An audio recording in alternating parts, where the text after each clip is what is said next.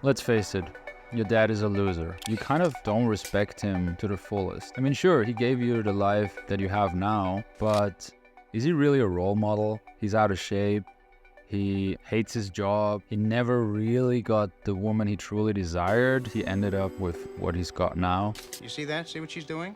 She's kind of looking right into your eyes saying, "Hey, big boy." His friends, his whole social circle is just like kind of like low-level dudes who just live their life just like he does. And the worst is he could never really teach you about life, about seduction, about dating, about how to get women, about how to break out and get more. Mainly, you don't want to end up like him. You don't want to follow the same path. You don't want to fall into this mediocre life that everybody else is living. You want to step up. You want to get more. You want to use your potential more than he did. So in this video, let's talk about what you can do and what you have to do. It's your responsibility to get a better life than your dad ever had. I feel dirty filming like that.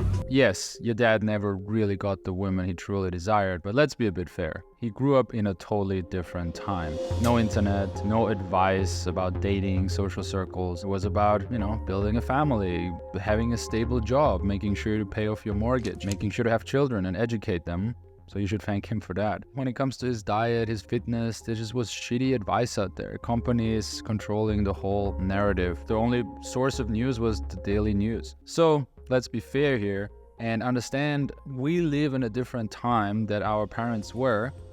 They did the best they could with what they have, but now we just have way more access to information, almost too much, you could say. And it's our job, the job of our generation now, to look what tools do we have, which ones should we use, and then actually using them. So we can take important lessons here that your parents probably had more discipline than you. Because they had less distractions, it was easier for them to grind along year after year on their job, making sure there's food on the table, and just making sure to, have enough that the next generation survives and maybe even thrives. But now it's on you. So let's look at what your parents didn't do or couldn't do that you have to do now. The main thing your dad didn't do is approach women. Just 20, 30 years ago, the entire dating market was just relying on social circle, right? You would meet your friends, maybe you would go together to a dance, meet someone, actually approach someone. So maybe he did more approaching than you do, but definitely there wasn't the time of Tinder, Instagram DMing, cold approach workshops like I teach, where we teach guys how to approach women on a regular basis and build that as a skill. So there's way more ways of meeting women these days.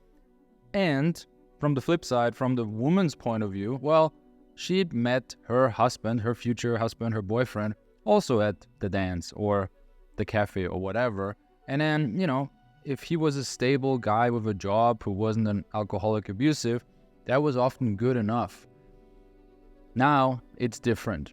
If you like it or not, the dating market is global now, which means if you are a medium level guy in your area, you're getting out competed by high value guys internationally through the internet, especially through social media, Instagram, where people communicate online, where they build profiles online, where they show off in a way online. You are competing on a global stage, which means you have to level up. It's not good enough anymore to be the cool guy in your little town, because there's a more interesting guy. And when I say more interesting, I mean there's a guy who worked on himself harder in that kind of metrics when it comes to charisma and social circle and building yourself as a man. If you are a okay guy in your local area, here and there you get laid or girls are attracted to you. That was maybe cool in the 70s and the 80s, but it's not good enough anymore. You're getting out competed by another guy in the next town, in the next city, in the next country. It's a bit of a, dooming narrative that I'm portraying here. And I'm not saying you have to outcompete men on, wealth or looks, but you have to outcompete them on the whole package. I do talk about this in my 5 elements theory, that you have to build mainly 2 out of 5 things. Apart from money, your style and body, you really have to focus on your charisma, which includes your communication skills. Are you approaching women? How is your escalation? Does it feel good to be around you? Are you good in the bedroom? Can you give women a satisfying sexual experience? So all that kind of plays into your charm, your charisma. And then the second thing is your lifestyle. Do you have interesting friends? Do you do stuff, right? Do you invite people into something? Do you sometimes join events? Do you sometimes create events? Basically, from the woman's perspective, is it interesting to date you, or would you only, come to your place, you watch Netflix, you have sex, and it's kind of this repetitive pattern? So don't blame your dad for not teaching you dating skills or how to get women, because he didn't know and the world changed. So it really is on you to level up and become the man that the woman you truly desire is attracted to. Apart from attracting desirable women, the other thing that your dad really didn't nail is having a high-level social circle, having a brotherhood, a tribe around him.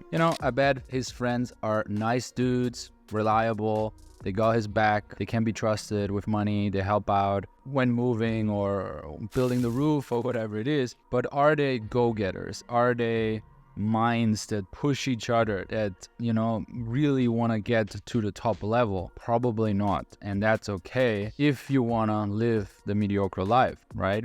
Again, your dad didn't have the internet. He didn't have the ability to manifest men who are exactly on the same wavelength, who want to move into a clearly defined similar direction. He didn't have the chance to meet these guys on the internet. You do though, right? If you watch this channel, you see the view count on my videos, you see probably everybody who's watching these videos at least has a similar mentality.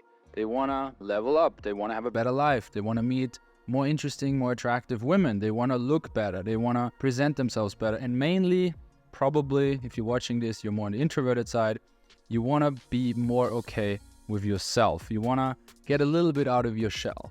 I'm not saying become an extrovert, because that will never happen. I'm still introverted, and sure, I can make videos now, I can flirt, but I'm also happy to go back into my shell at the end of the social event. But definitely you don't want to live your whole life as an introvert in your shell, not being able, for example, to approach women on the street or at parties or building an interesting social circle. So like I mentioned before, you have the tools now that your dad just didn't have. And the main tool is the internet. The internet enables you to reach out globally to everybody on this planet almost by now, and then find exactly the people that you want to be surrounded with, that will push you and that will elevate you, and you will elevate them onto the next level. Your dad probably hates his job, and for a good reason. He probably has a boss that is not really inspiring. He has not a huge level of flexibility when it comes to times on, times off. He probably didn't travel as much as he wanted to, and by now he's too old or too lazy or not in shape enough to really follow his adventure dreams that he had when he was younger. Again, can you blame him? It was a different world. Obviously, remote work wasn't a thing back then. The internet wasn't a thing back then. Digital nomadism wasn't a thing back then. So how would he know? Again, he did the best he could. But we live in a different time again. Yes, remote work can be incredibly inefficient, right? I don't think everybody should be an influencer or a blogger these days. And we still want to focus on actually having a job that is productive in a way that actually gives value to humanity. But I'm sure if you're watching this, you're smart enough to figure it out.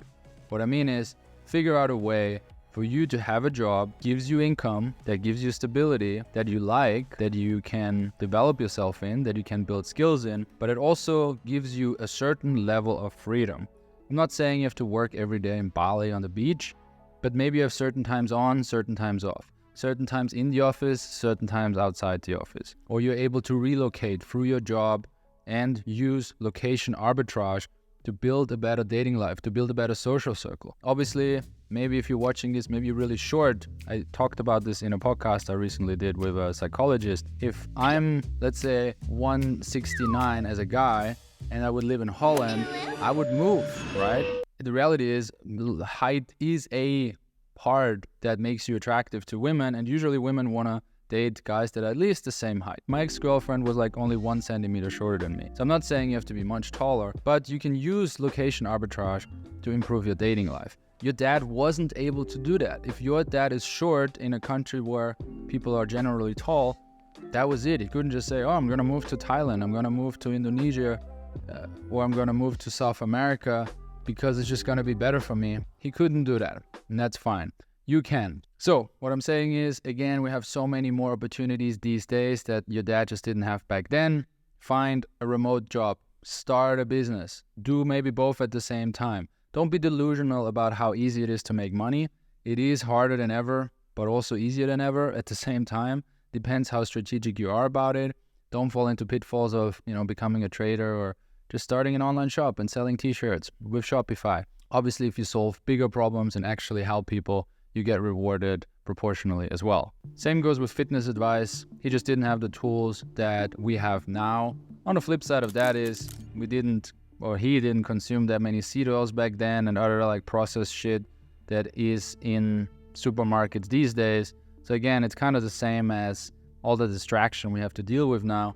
There is better advice these days for dating, for fitness, but there's also 100 times more distraction. So it is your job to cut out all the bullshit, eat healthy, and get really in shape. So to sum it up, your dad taught you a lot, and you should be grateful to him and your mom and your family, of course.